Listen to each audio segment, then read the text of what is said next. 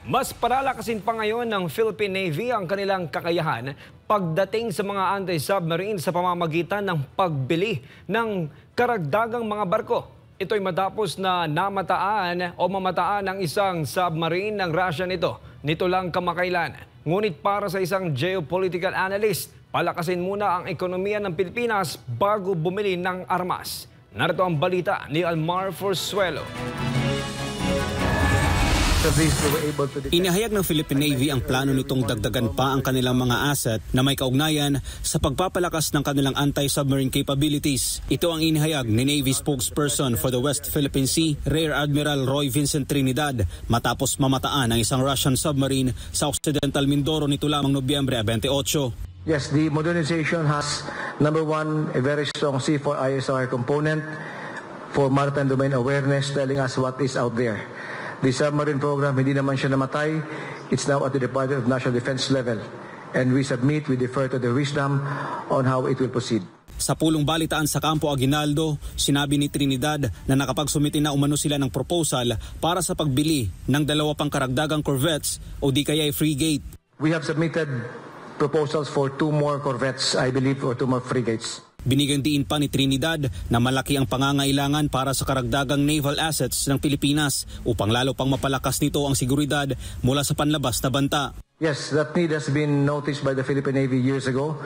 That's why in our Re-Horizon 3 that already includes more corvettes, more ships, and other anti-submarine warfare capabilities. Sa kasalukuyan, mayroong 2 missile frigate ang Pilipinas, ang BRP Jose Rizal at BRP Antonio Luna na may kakayahan din sa anti-submarine warfare, habang may 2 guided missile corvette at 6 na offshore patrol vessels ang kasalukuyang binubuo sa South Korea at 2 pang landing docks naman ang binubuo sa Indonesia.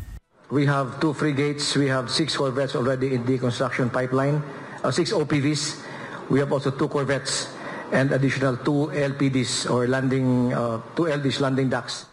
Ngunit para sa isang geopolitical analyst na si Professor Herman Camentong Laurel, kung meron man umanong dapat palakasin, ito ay ang ekonomiya ng bansa. Sa eksklusibong panayam ng SMNI News kay Camentong, sinabi nito na wala nang tatalo sa isang bansa kung malakas ang ekonomiya nito.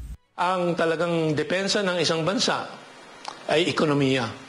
Kung matatag ang ekonomiya mo. Kung ikaw ay makakasustento ng populasyon mo ng 1-2 taon na walang importasyon na pagkain. Paliwanag nito na kaya tayo kinakawawa ng mga malalaking bansa ay dahil mahina ang ating ekonomiya, hindi katulad ng ibang bansa. We cannot speak of any defense at all. Kaya po tayo ay nagagamit na lang ng Estados Unidos. Samantalang ang Malaysia may submarino, Indonesia may submarino, Thailand may submarino, Pilipinas wala. Bibili daw. Kung sana tayo ay tulad ng Malaysia, 12,000 per capita income kada mamamayan, tayo 3,800 lang. Paano tayo makaka-afford ng submarino na hindi natin papatayin ang sariling mamamayan natin sa gutom?